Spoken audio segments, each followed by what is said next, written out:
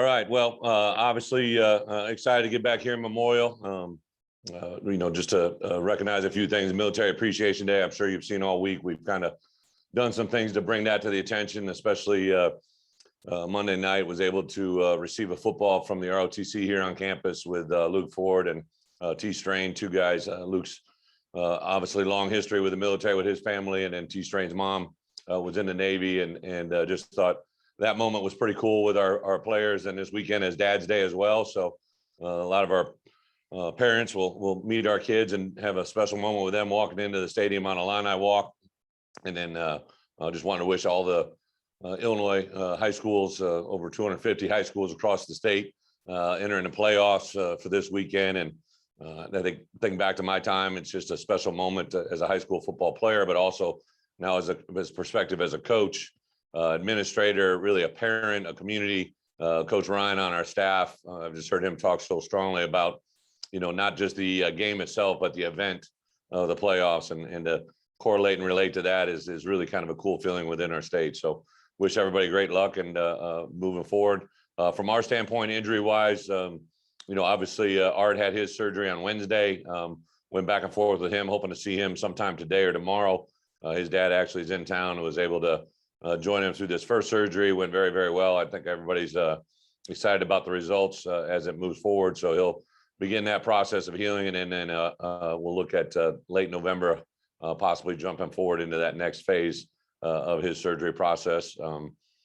Chase Brown has been cleared 100%, practiced with us all week, passed all the things that he needed to get through to be where he is. A couple of guys that join us, actually also Vidarian Lowe, will be full throttle with us, I believe, barring anything setback wise between now and Saturday, to get to where we want to be with him.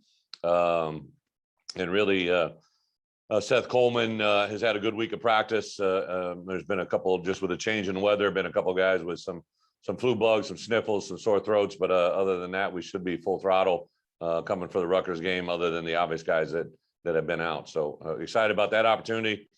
Tremendous respect for Coach Ciano, a guy that I've known in this business for a long time. I was a young buck at the University of Iowa when he came in and interviewed for a D coordinator job when Kirk took the job at Iowa. He'd just come from the Bears. So he and I crossed paths early in life and kind of stayed connected.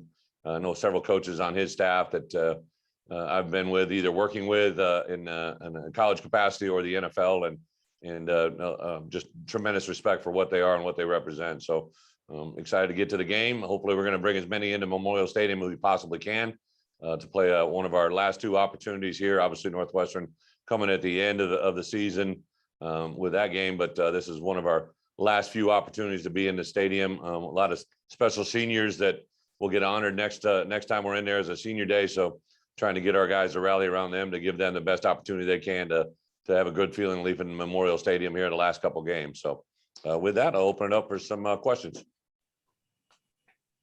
Coach, I want to look back at Penn State one more time. Have you had a chance to listen to the radio broadcast of the end of the game? I know you're busy during the game. Have you had a chance to listen to that? I have. I actually, my wife had sent it to me, but I had, I believe, over 400 messages on my phones that people reaching out to me. So you pay attention to the ones from your wife, right? And Martin and Brian, is that what you're talking about? Those two? Yeah, exactly. Yeah, I actually heard it when we first landed, and then that night when I was sitting on the couch, I believe they were the college football final. It was the replay of their call of the game. And I mean, I've only been here a short time, have a tremendous respect for Brian and Martin, and I know Martin wears his heart on his sleeve. So to hear that that call was pretty cool. I go back to the Charlotte game. Even I was giving Martin a hard time. On the long run by Chase, you could hear him in the back. Brian was calling him, but you could hear Martin go, "Go, go, go!" Like I just get a lot of kick out of those two in the way they call the game. I assume you appreciate what they do, correct? Yeah, one of the cool things about college football, you don't really realize it until you're not in it, right? I was in the NFL, wouldn't trade that in for the world, my 3 years of doing that, but you really don't have the interaction with not only the fan base, but really the media, or in college football, your own team, right? The radio team that does it everywhere I've ever been. I know I'm talking to some of the old timers on this call, but Bob Brooks was a guy at Iowa that interviewed me as a player that I then followed and as a coach, and all the Gary Dolphin is one of my best friends to this day. To go up to the University of Wisconsin, Matt LePay and Mike Lucas were the two guys that called it when I was at Wisconsin. When I was able to come back, I was able to see those guys. I just have tremendous respect, and I couldn't wait here. I knew there was a Learfield connection. I had a feeling I was probably going to like the guys that do their job here, and it's exactly what it's been. Thanks, Coach. Yep. Hey, Coach, thanks for doing this. I see you've got your camo hat on. What does kind of Military Appreciation Day mean for you and your program this weekend? You know, Alec, very observant, but I actually started wearing this last week. On Tuesday, I'm a guy that kind of tries to change the mojo. So last Tuesday, it was sitting there, and I grabbed it and put it on. And after last week, you can bet your sweet little bejesus that I was going to have it on this week. So it had nothing. It is obviously. But what was funny last week when we were at practice, the first person to say something to me obviously was Luke Ford. He's like, "Coach, can I get one of those hats?" And I thought we already had them. I thought since I had them, I thought the players had them. And then Owen Carney, of all people, a guy from South Dade, came up to me from Miami and said to me, "Hey, Coach, can I get one of those hats?" And I said, "You get a sack, you'll get a hat. I promise you." You know, and then the way the game kind of played out, I made a decision on Sunday. We try to recognize our MVPs. So in recognition of the week we had in front of us and recognition of what they did last week, we ordered hats for the entire 74 guys on the plane, and they'll get those tomorrow. So I'm sure they'll be donning those for the Military Appreciation game this weekend.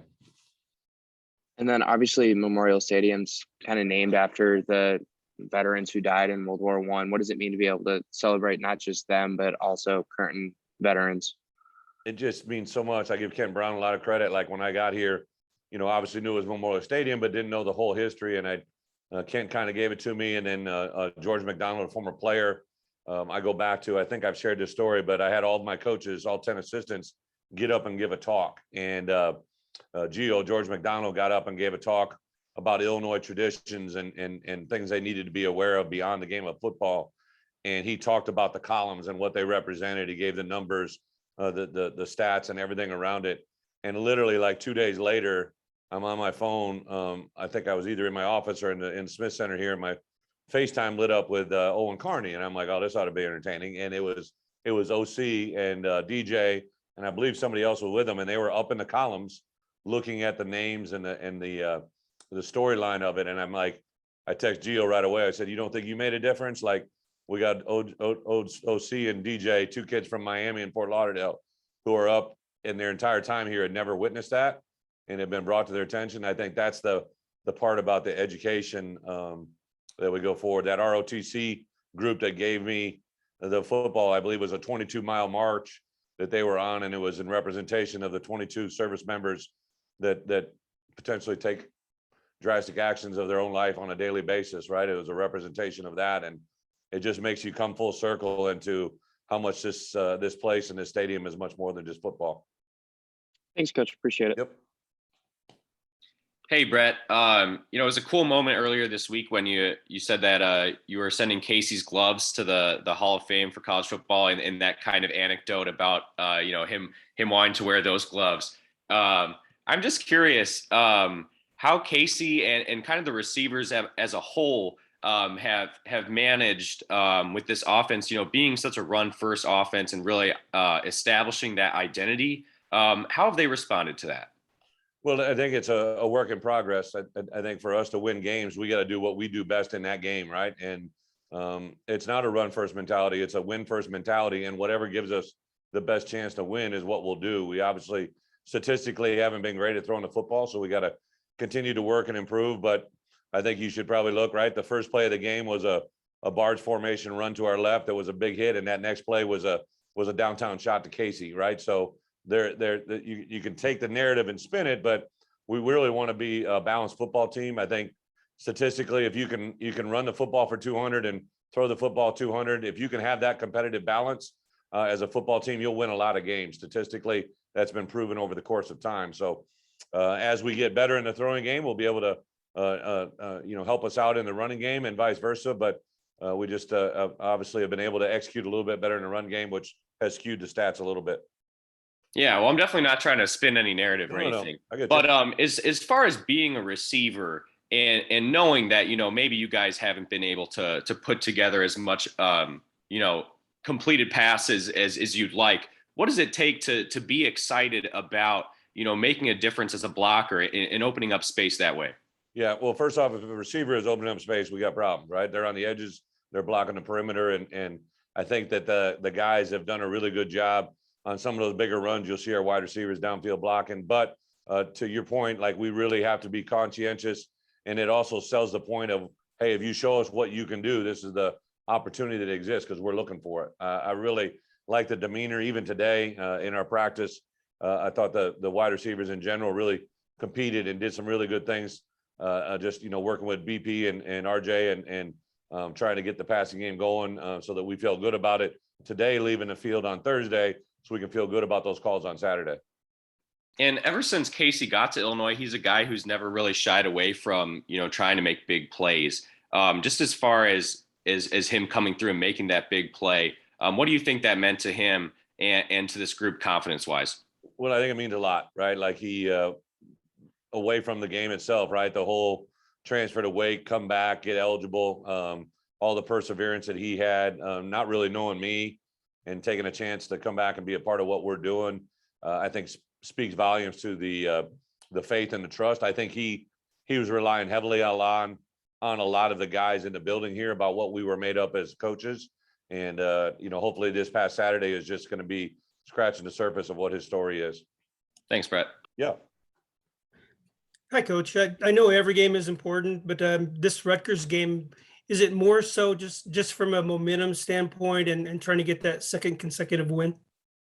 A great point. But I would tell you this, like there's no space or no thought in our program that puts any one game above the others. All right. So the way we approach Nebraska is the same way that we approach UTSA, same way that we approach Maryland, Purdue, Wisconsin, and obviously this past weekend. I get it. I understand the question. I understand the logic, but that's logic for outside of this building. In this building, you have to have a competitive nature to make this week duplicate the results of last week. And to do that, they had to approach Tuesday, Wednesday, Thursday, and Friday the same exact way. I just don't know how to do it any other way. I think you guard, as a head coach, that they were getting kudos for the way they played Saturday. So I definitely have been different in the way I approached and handled them and messaged to them Sunday, Tuesday, Wednesday, Thursday, because I know that they're probably hearing from a lot of people how good they are. So that changes a little bit, but there's no extra preparation or an extra test or an extra tip or a tip of a reminder. They're all very important. Thank you, Coach. Yep.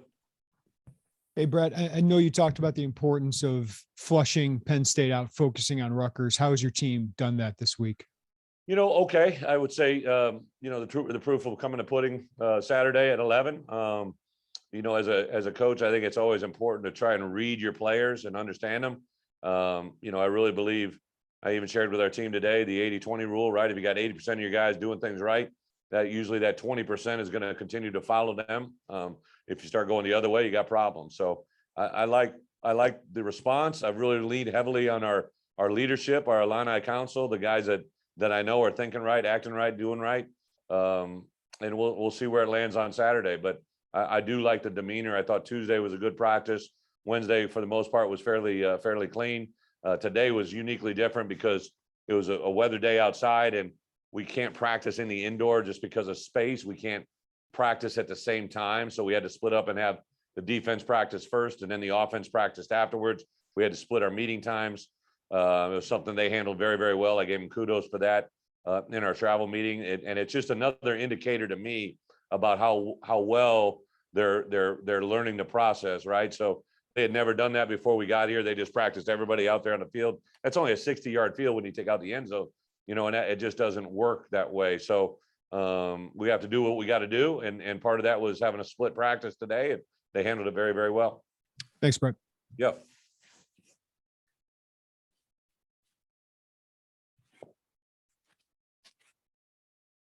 You guys all good? Oh, hey, Coach, you talked about the Wednesday practice during the bye week a lot. I'm curious, what are you seeing? And based off of what I've talked with your players about? What are you hearing during a practice like that that makes you feel like it's special? Yeah, that's a great point, Matt. I think you hear physical football, right? Like you hear the way they play, you hear their strain, you hear the sounds of their pads. And to be quite honest, you hear them communicate. Like it'll be. I always talk about, hey, it's very good and important to have communication, but pre-snap and post-snap communication is the lifeline to success, right? The more you talk and understand what's happening before the play, the better chance you'll have when the ball is snapped. And then the better we can comprehend what happened after the snap has happened, the better we'll be able to perform during the middle of it. So that has been and then just the energy, the bounce, the feel, the tempo, the look teams having a chance to work Devo versus Devo, get them excited about football.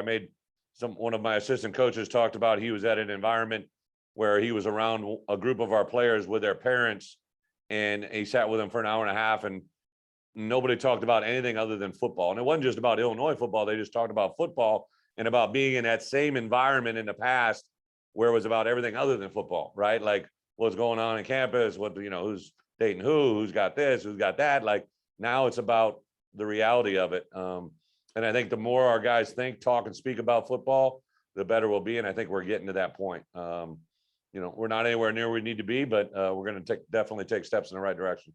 Thank you, Bret. Yeah.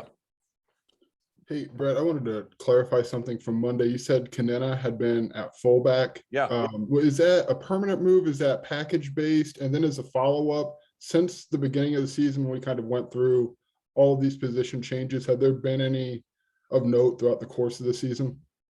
Yeah, great question. So Joey, first, Kanena and Marquez, right? Both those guys. Marquez can still play some tight end, but those two guys have kind of switched to a fullback role, and really have embraced that.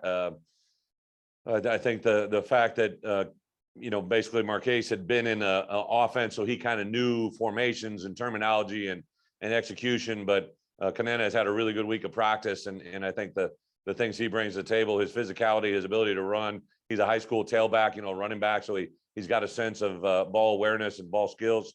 And I've just been very impressed with who he is and what he is. We had so many linebackers that, especially when we had Jake and we had Full Throttle there, but I was seeing him as a guy that was really our fourth will linebacker, and it wasn't getting on the field. So I wanted to get him. I wanted to get our best players on the field. That's why we did it. As far as position changes, I think there's no doubt in my mind that there hasn't anybody we've been asked to switch back, right? So a simple thing like Marquez, he could have maybe played a few roles for us at outside backer, but I think moving him to offense and the value he's brought to us on special teams has been invaluable. I think last week the switch between Julian Pearl and Palcho was a huge step in the right direction. I think the conversion of Isaiah Williams and Deuce Spann to wide receiver has been more than worthy of it. Even like I think some guys that really haven't been on the field yet, like to move some guys around. Karan Taylor, even though hadn't been out there on the field, he's definitely done some things on the defense side of the ball in the back end that gets you excited about what he possibly might bring to the table. So yeah, I never force a position change.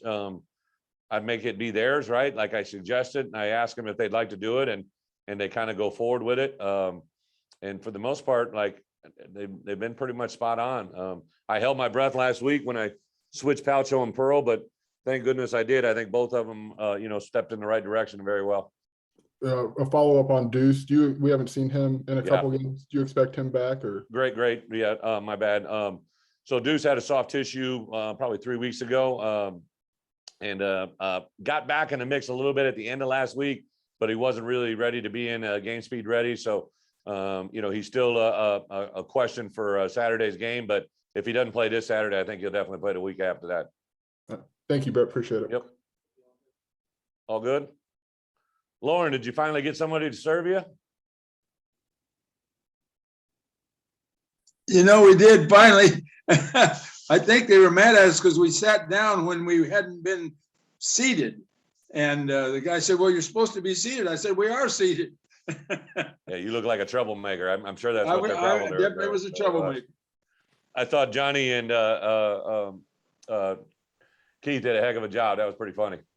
Oh, I'm telling you, Randolph, you're gonna have a hard time holding on to him. He looks like he's going to the big game. Oh, hell, hold on. All right. And then I think on Tuesday, it was hilarious. They both came up to me.